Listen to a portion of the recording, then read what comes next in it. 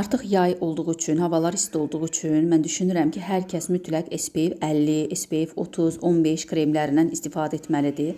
Xüsusilə də uzun müddətli qoruma prinsipinə əsaslanaraq SPF 50-ni tövsiyə edirəm. Bu günəşin zərərli şüalarından qoruyur, üzdə yaranan hər hansı dəri problemləri, dəri xəstəlikləri, ləkələrin önləmləyir. Ancaq bu kremi istifadə edirsinizsə, əziz xanımlar, bilməlisiniz ki, bu kremi heç bir adi belə deyim, gellə falan üzünüzdən yumaqla təmizləmək olmur. Bununla yanaşı mütləq şəkildə üzünüzü yumaq üçün sizə deməli belə bir hidrofil yağ lazımdır. Faberlikdə yəni hidrofil yağlar müxtəlif cürdür. Əlimdə olan qiymətcə ən münasibi olanıdır və basma başlıqlı olduğu üçün uzun müddətli gedir. 150 millidir.